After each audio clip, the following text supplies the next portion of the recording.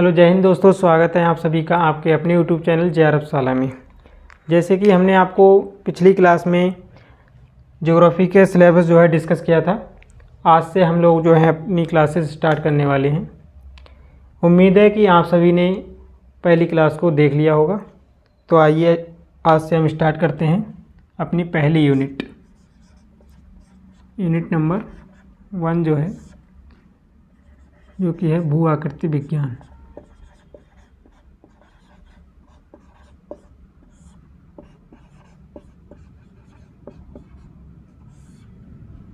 जिसे इंग्लिश में जियोमॉर्फोलॉजी कहते हैं। इसी के अंतर्गत हम आज अपने सबसे पहले जो टॉपिक है उसके बारे में पढ़ेंगे, जो है पृथ्वी की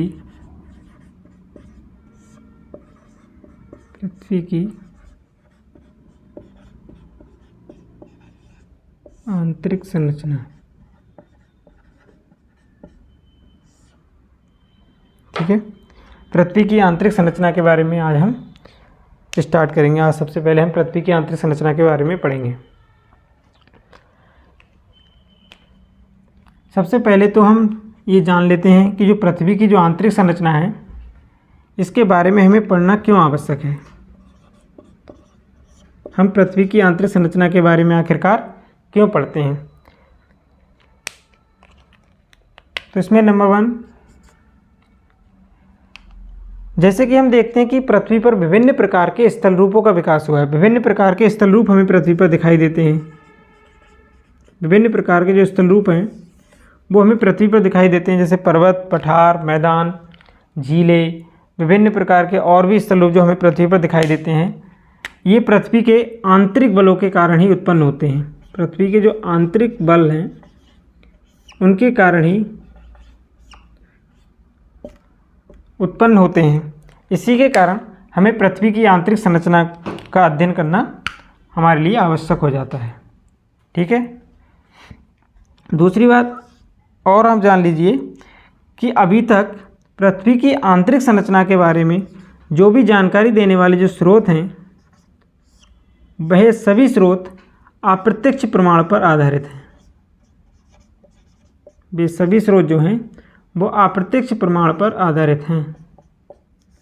अप्रत्यक्ष प्रमाणों पर आधारित हैं, क्योंकि कोई भी ऐसा प्रत्यक्ष प्रमाण नहीं है जो पृथ्वी के संरचना के बारे में हमें सटीक जानकारी दे सके, क्योंकि पृथ्वी की अंदर की परतों में जाना जो है वो संभव नहीं है। इसीलिए जो जितने भी स्रोत हैं वो सब अप्रत्यक्ष प्रमाणों पर आधारित हैं। तो हम देखते हैं कि पृथ्वी की आंतरिक संरचना के बारे में स्टार्ट करते हैं।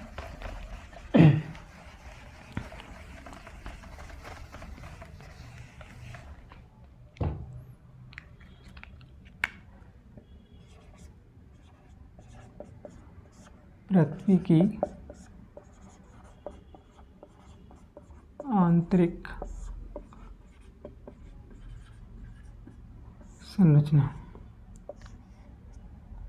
The structure of the earth interiors. ठीक है, इंग्लिश में आप नोट करना चाहें तो कर सकते हैं। पृथ्वी की आंतरिक संरचना के बारे में सबसे पहले जो सोएस महोदय थे,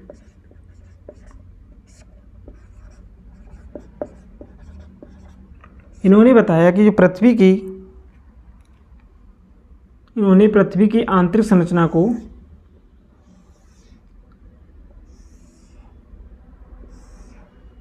तीन भागों में डिवाइड किया। इन्होंने सबसे जो ऊपरी परत थी उसे क्रस्ट कहा, जो इसके मध्य भाग को उन्होंने मेंटल कहा, और सबसे जो आंतरिक इसका भाग था इसे इन्होंने कोर कहा। इन्होंने बताया कि जो क्रस्ट है वो सिलिका और एल्यूमिनियम से मिलकर बनी है। यानी कि जो क्रस्ट जो अपर भाग है क्रस्ट का, इसमें सिलिका और एल्यूमिनियम की जो मात्रा है वो सबसे अधिक है। यानी कि जो इसकी जो क्रस्ट है वो सिलिका और एल्यूमिनियम से मिलकर बनी हुई है। वहीं जो मेंटल है वो सिलिका प्लस मैग्नीशियम से मिलकर बनी हुई है। वहीं जो कोर है वो निकेल और आयरन से मिलकर बनी हुई है। इनके इसी जो इन्होंने बताया पृथ्वी के बारे में, इसी में इसी के आधार पर हम क्रस्ट को सियाल के नाम से भी जानते हैं और मेंटल को सिमा के नाम से जानते हैं और जो कोर है उसे निफे के नाम से भी जाना जाता है। ये सोइस महोदय ने बताया था। ठीक है, पृथ्वी की आंतरिक संरचना के बारे में। इसी में आगे हम देख लेते हैं कि जैसे जो क्रस्ट पार्ट है, इस क्रस्ट को जिस क्रस्ट का भी जो ऊपरी भाग है इसे हम अपर क्रस्ट के नाम से जानते हैं और इसके निचले भाग को लोअर क्रस्ट के नाम से जानते हैं। ऐसे मेंटल में अपर मेंटल और लोअर मेंटल। वहीं कोर को भी दो भागों में डिवाइड कर दिया गया, आउटर कोर और इनर कोर। यहाँ तक हम देखते हैं जो क्रस्ट की जो गहराई है वो लगभग 100 किलोमीटर तक, यानी पृथ्वी के जैसे इस प्रकार से जो अर्थ है इसका हमने ये जो पार्ट है, जैसे ये इसका केंद्र हो गया, तो ये पार्ट जो है हमने निकाल के यहाँ रखा हुआ है।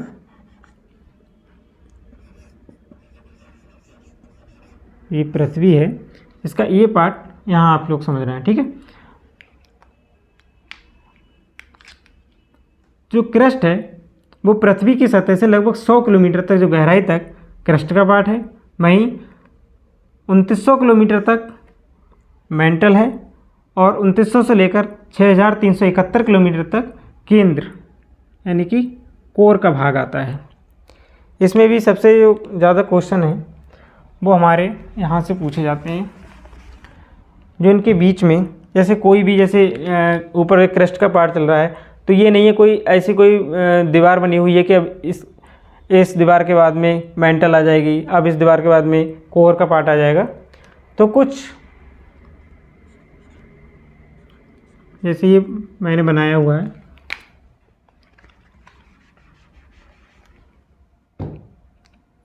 कुछ ये संक्रमण क्षेत्र होता है। क्या होता है? बीच में संक्रमण क्षेत्र होता है जो क्रस्ट को मेंटल को कोर से अलग करता है। तो इस तरीके के कुछ होते हैं संक्रमण क्षेत्र होते हैं। इन्हें एक स्पेसिफिक नाम से बुलाया जाता है, इनको एक स्पेसिफिक नाम दिया गया है जो आपके एग्जाम में अक्सर पूछ लिया जाता है। उनके बारे में आप जान लीजिए, जो कि सबसे पहला यह है कोनोरॉड डिसकंटिन्यूटी। कोनोरॉड डिसकंटिन्यूटी, ठीक है, जिसे हिंदी में असंबद्धता भी बोलते हैं। तो कोनोरॉड डिसकंटिन्यूटी जो है वो अपर क्रस्ट को लोअर क्रस्ट से अलग करती है।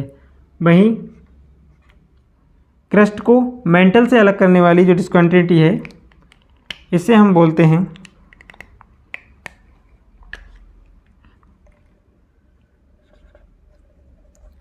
मोहो डिसकंटिन्यूटी।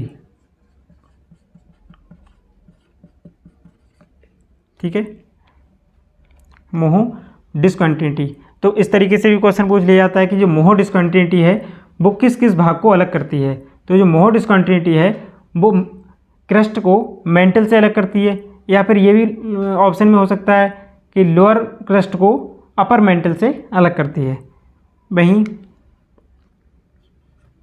जो अपर मेंटल को लोअर मेंटल से अलग करती है, इस डिसकंटिन्यूटी का नाम है रेपती।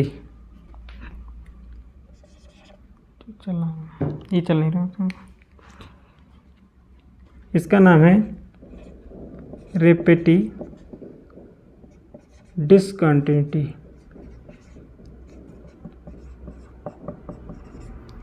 ठीक है, वहीं जो मेंटल को कोर से अलग करता है संक्रमण क्षेत्र जो है, इसका नाम है गुटेनबर्ग।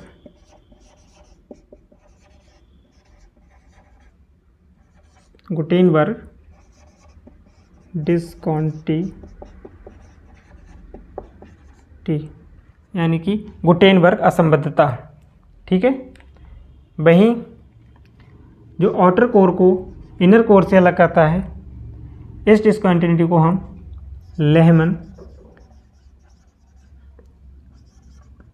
डिस्कंटिन्यूटी के नाम से जानते हैं। तो इस सिंगल जो आप डायग्राम देख रहे हैं, इससे बहुत सारे क्वेश्चन जो हैं आपके एग्जाम में पूछे गए हैं अभी तक। बहुत सारे, कभी कॉनरॉड डिस्कंटिन्यूटी पूछ लेता है, कभी मोहो डिस्कंटिन्यूटी पूछ लेगा, कभी रेप्टिव डिस्कंटिन्यूटी पूछ लेता है, कभी गुटेनबर्ग डिस्कंटिन्यूटी के बारे में पूछ लेगा। तो आपको इनका क्रम याद रखना है। ठीक है, एक तो इनका क्रम याद रखना है कि पहले कॉनरॉड डिस्कंटिन्यूटी है, फिर मोहो डिस्कंटिन्यूटी आती है, उसके बाद रेप्टिव डिस्कंटिन्यूटी है, उसके बाद गुटेनबर्ग डिस्कंटिन्यूटी है, हिंदी में से हम असंबद्धता बोलते हैं, वहीं लेहमैन डिस्कंटिन्यूटी है। ठीक है, और आपको इस तरीके से भी याद रखना है, कभी इस तरीके से भी क्वेश्चन पूछ लेगा कि जो कॉनरॉड डिस्कंटिन्यूटी है वो किसे किसे अलग करती है। तो आपको याद रखना है, जो कॉनरॉड डिस्कंटिन्यूटी है वो लोअर क्रस्ट को अपर क्रस्ट से अलग करती है। मोरोबिक जो है वो लोअर क्रस्ट को अपर मेंटल से अलग करती है, वहीं रेप्टी जो है वो अपर मेंटल को लोअर मेंटल से अलग करती है, और गुटेनबर्ग जो है वो आउटर कोर को लोअर मेंटल से अलग करती है, और जो लेहमैन डिस्कंटिन्यूटी है वो इनर कोर को आउटर कोर से अलग करती है। ठीक है, तो ये डायग्राम आप लोग बना लीजिए, इससे आपको काफ़ी सारे क्वेश्चन जो हैं एग्जाम में मिलेंगे। ठीक है, आगे इसी में हम देखेंगे।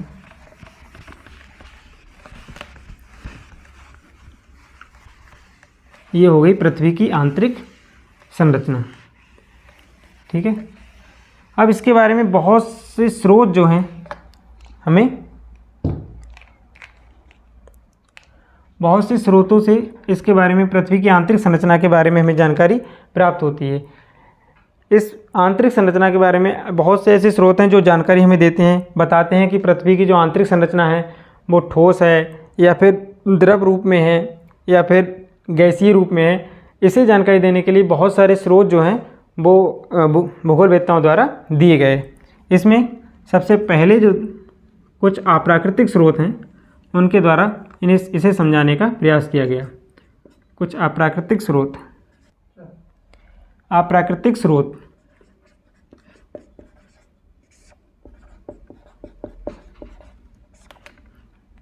अप्राकृतिक स्रोत में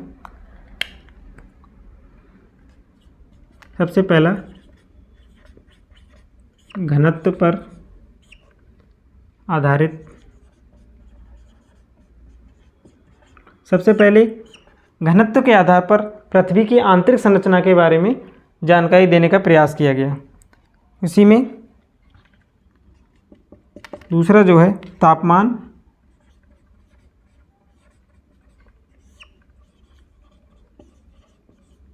और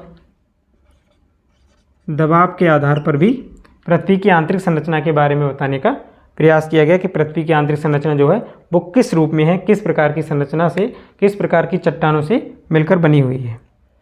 वहीं हम देखते हैं सबसे पहला जो था वो घनत्व पर आधारित अध्ययन सबसे पहले किया गया था। इसी को सबसे पहले हम देखेंगे। घनत्व पर आधारित अध्ययन।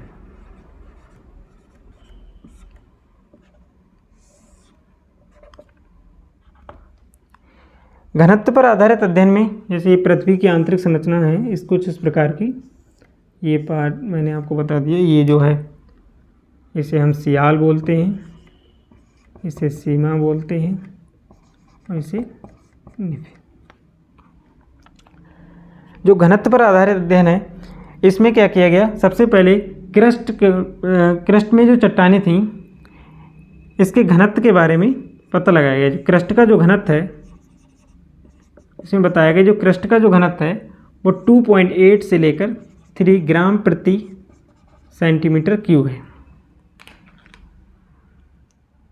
वहीं पृथ्वी का जो औसत घनत्व है, पृथ्वी का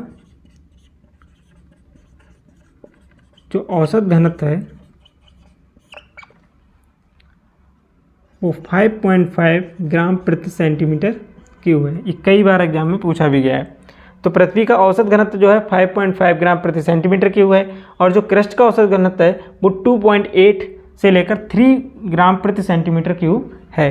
तो इससे ये अनुमान लगाया गया कि यदि पृथ्वी का औसत घनत्व इतना है और क्रस्ट का औसत घनत्व जो है वो 2.8 से लेकर 3 तक है, तो ये अनुमान लगाया गया कि जो कोर का जो औसत घनत्व होगा, कोर का जो औसत घनत्व होगा वो लगभग 11 ग्राम प्रति सेंटीमीटर क्यूब के करीबन होगा। तो इस घनत्व के आधार पर यह कहा गया कि जैसे जैसे हम पृथ्वी की ऊपरी पृष्ठ से उसके कोर की तरफ जाते हैं, यानी क्रस्ट से कोर की तरफ जाते हैं, तो घनत्व में जो है लगातार वृद्धि होती जाती है, यानी घनत्व जो है पृथ्वी का बढ़ता जाता है। ठीक है, तो घनत्व पर आधारित अध्ययन में ये बताया गया। उसमें भी 2 मत दिए गए, उसमें भी 2 मत दिए गए। प्रारंभ में ये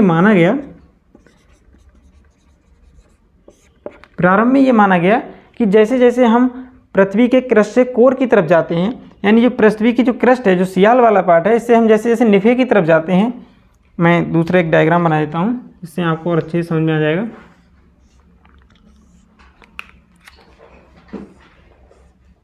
ये भाग जो है क्रस्ट हो गया, ये मेंटल हो गया, ये कोर हो गया। घनत्व पर आधारित अध्ययन में प्रारंभ में ये बताया गया कि जैसे जैसे हम क्रस्ट से कोर की तरफ जाते हैं, ठीक है, जैसे जैसे हम क्रस्ट से कोर की तरफ जाते हैं, जो ऊपरी चट्टानों का जो दबाव है वो लगातार क्या होता है, बढ़ता जाता है। यानी जो चट्टानों का जो दबाव है वो लगातार बढ़ता जाता है, पदार्थों का जो दबाव है वो लगातार बढ़ता जाता है, जिससे क्या होता है, कोर का जो घनत्व है वो बढ़ जाता है। किसी भी चीज़ पर हम जब लगातार दबाव डालेंगे तो क्या होगा, उसका घनत्व भी बढ़ेगा। जैसे जैसे दबाव बढ़ता है वैसे वैसे डेंसिटी भी क्या होती है, बढ़ती जाती है। यानी जो प्रेशर होता है वो डेंसिटी के क्या होता है, समानुपाती होता है। जैसे जैसे हम किसी भी चीज़ पर दबाव डालेंगे तो उसकी डेंसिटी भी क्या होगी, बढ़ती जाएगी। लेकिन बाद में कुछ साक्ष्यों के आधार पर ये कहा गया कि कोई भी चीज़ है, जैसे कोई भी चट्टान हो गई, जैसे या कोई और पदार्थ हो गया, तो वो एक सीमा तक ही एक दबाव को सहन कर सकता है। उसके बाद क्या होगा, वो चट्टान या तो पिघलने लगेगी, ठीक है, तो या वो टूट जाएगी। तो इसमें कहा गया कि कोई भी चट्टान है वो एक सीमा तक ही किसी भी दबाव को क्या कर सकती है, महसूस कर सकती है या सह सकती है। तो इसमें कहा गया कि ये जो प्रारंभिक जो स्रोत था इसे गलत साबित कर दिया गया कि ऐसा नहीं है कि जैसे सिर्फ चट्टानों के दबाव से ही कोर का जो घनत्व है वो अधिक है। फिर साक्ष्यों के आधार पर ये प्रमाणित किया गया।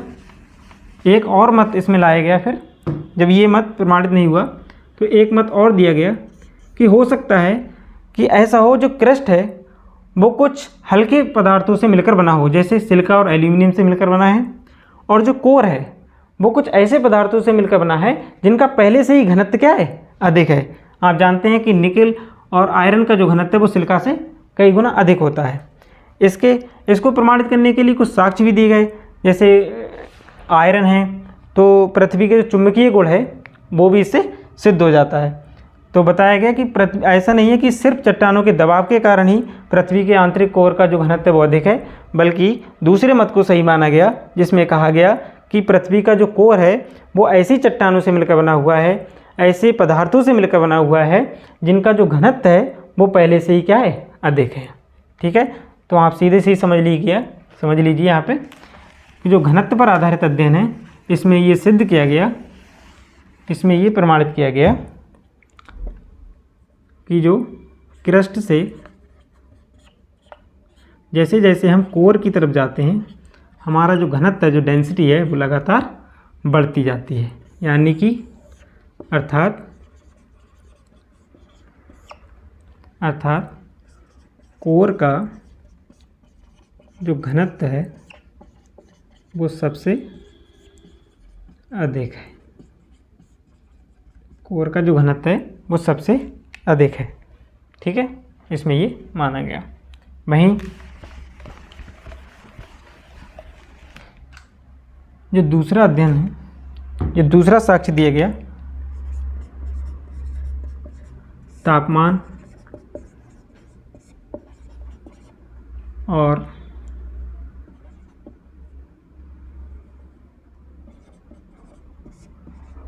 दबाव के आधार पर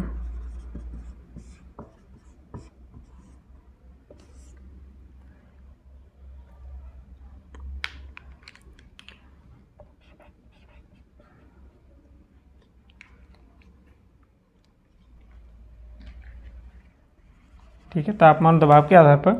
तो इसमें बताया गया कि जो पृथ्वी के आंतरिक भाग का जो तापमान है वो जैसे जैसे हम पृथ्वी अंदर की परतों में जाते हैं टेम्परेचर क्या होता है, बढ़ता जाता है।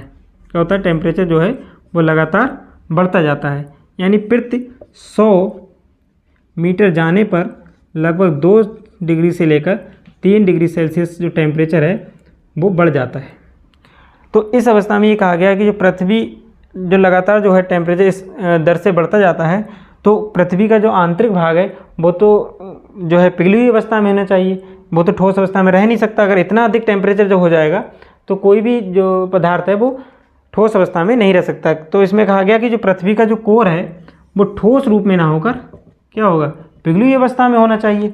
अगर ऐसा है तो इन दोनों ही अध्ययन के आधार पर कोई ऐसा खास निष्कर्ष हमें देखने को नहीं मिला जो निकल के आता कि पृथ्वी के आंतरिक संरचना के बारे में कोई इन्होंने प्रत्यक्ष प्रमाण या कोई सही जो प्रमाण है हमें नहीं मिलता है। इसीलिए आगे भी अध्ययन जो है जारी रहे और जिसे आज तक सबसे अधिक मान्यता जो प्राप्त है, सबसे अधिक जो मान्यता प्राप्त है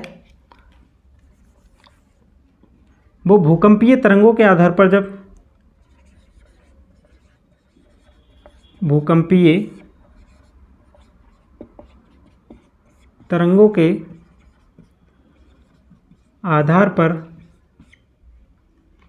जो अध्ययन किया गया पृथ्वी की आंतरिक संरचना का, उसे ही सबसे अधिक मान्यता प्राप्त है। तो इसके बारे में हम देखेंगे अगली क्लास में। आज के लिए इतना ही, धन्यवाद।